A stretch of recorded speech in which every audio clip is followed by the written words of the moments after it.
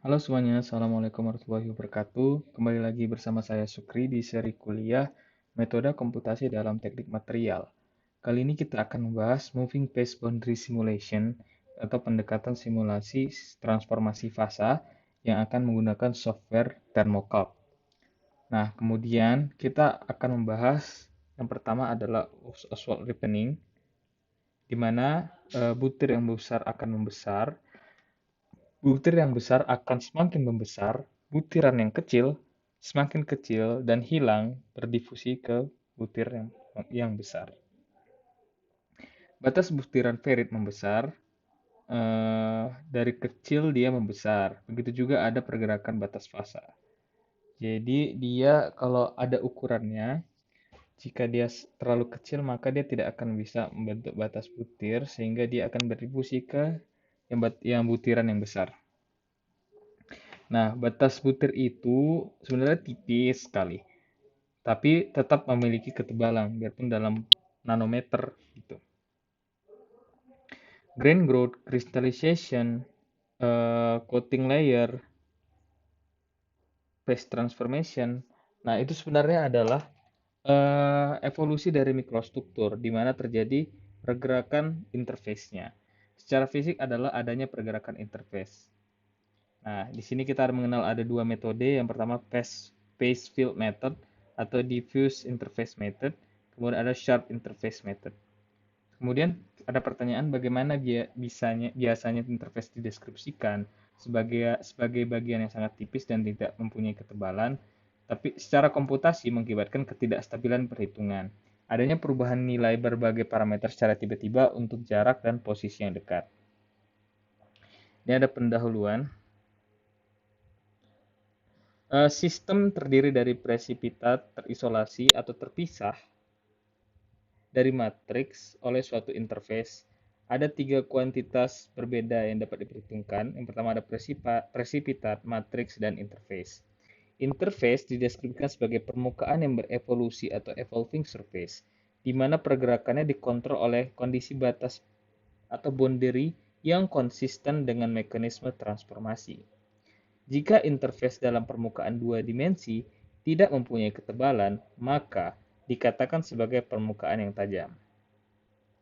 Ini dia ada sharp interface sama diffuse interface. Tadi tidak punya ketebalan, berarti dia tajam nih. Ini dia. Kalau dia diffuse interface, dia memiliki ada ini ya, phase field-nya atau phase field-nya interface yang punya ketebalan. ODE parameter satu fase di 0 sampai ODS antara 0 sampai 1 ODE-nya.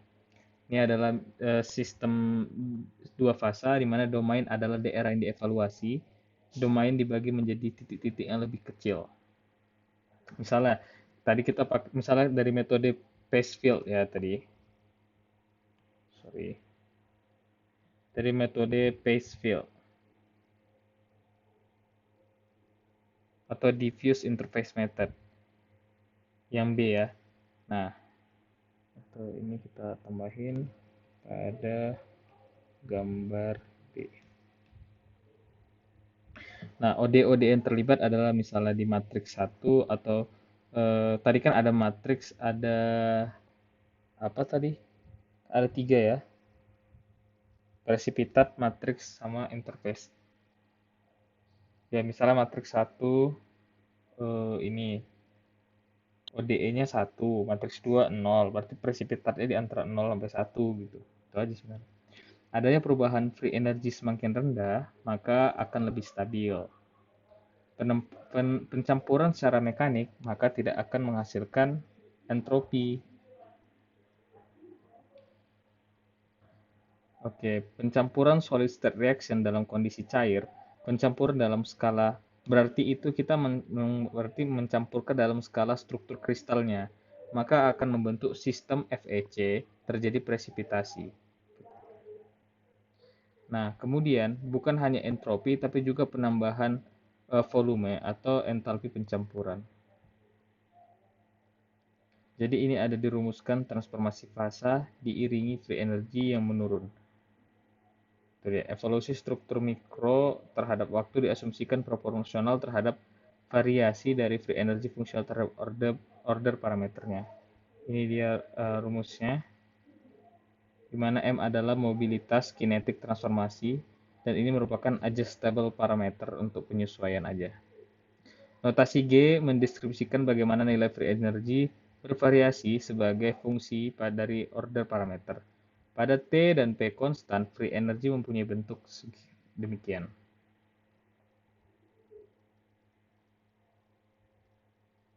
Di mana V dan T adalah volume dan temperatur yang secara berturut-turut.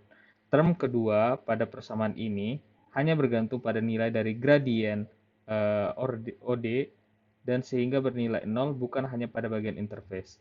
Oleh karena itu, ini adalah deskripsi interfacial energy. Berarti kita ada mengenal term lagi namanya interfacial energy. Term pertama adalah jumlah free energy dari presipitat dan matriks dan juga mengandung term yang mendeskripsikan activation barrier sepanjang interface. Dan untuk kasus solidifikasi adalah cairan yang menjadi solid. Kita mempunyai persamaan yang ini. Persamaan ini adalah persamaan yang general, tapi dia spesifik. Nah, di mana ini akan dijelaskan dulu di bawahnya. GS dan GL menunjukkan nilai free energy untuk fase padatan dan cairan. Q adalah nilai activation barrier interface. Nah, sebagai catatan, term HGS QF0 jika ini. Jadi kita kalau pada liquid akan didapatkan ODE-nya 1, hanya 1. Kalau solid, ODE-nya 1, F-nya 1. Jadi kalau kita masukkan si ini kan dapat dari sini ya. Nah, gini. Nah, kan kalau kita masukkan ODE-nya 1 berarti H-nya adalah ODE-nya kan 1. 1 dikurang 3 kurang 2 kali 1, 1. Berarti 1 kan hanya. Sedangkan kalau si ODE-nya ini eh, 1 kuadrat 1, 1 kurang 1, 0. Kalikan 0. Masukkan. Berarti kalau untuk si G0 liquid berarti HG. Berarti tadi kan si H-nya kita dapat 1. 1 kurang 1, 0. Ini dia. Tadi terus F-nya. Eh, F-nya karena dia nggak ada berarti 0. Begitu juga untuk yang solid. Berarti kita hanya ada GL. Kan berarti tadi HG HG 1 kurang hanya 0, 1 GL. Ini ya ada. Baru tadi hanya nggak ada 0 berarti F-nya 0, 0. Ini karena F-nya 0, ini karena nggak ada kita pakai si H-nya gitu. Nah, berarti kita dapat ide persamaan ini. Berarti kalau dituliskan kembali biar nggak pusing, G0 buat liquid sama dengan HGS, G0 buat solid sama dengan GL. Udah ini dia. Kemudian sebagai catatan term HGS dan 0 jika ini hanya cairan ada dan serupa. Ini sama dengan 0 hanya padatan yang eksis. Sehingga hanya ketika padatan dan cairan bersama nilai QF tidak bernilai 0. Oh, oke. Kalau ada eksis bersama, maka QF tidak bernilai 0. Setelah mendefinisikan G secara detail, merujuk pada persamaan ini tadi, dan ini. Maka perubahan phase field terhadap waktu itu didapatkan, ini dia rumusnya. Catatan, dua state fase berbeda didimensikan dalam dua nilai order parameter. ODS 1 tidak sama dengan 0, ODE-nya 0 dan 1. Dan interface dideskripsikan sebagai daerah di mana terdapat perubahan halus nilai order parameter dari nilai order parameter untuk dua state yang disimulasikan. Ini kan dua state atau fase berbeda disimulasikan dalam dua order parameter yang 0 dan 1.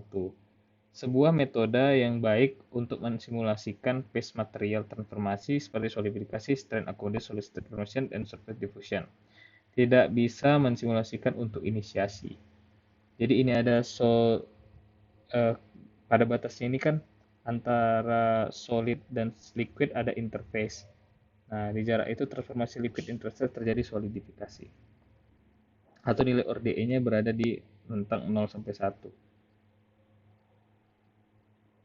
Kemudian ini kondisi fase 2 yang dua dimensi. Tadi kan kita satu dimensi ya. Ini dua dimensi di mana bias solid di bagian dalam bernilai apa namanya ODE-nya 1 dan liquid di luar ODE-nya 0.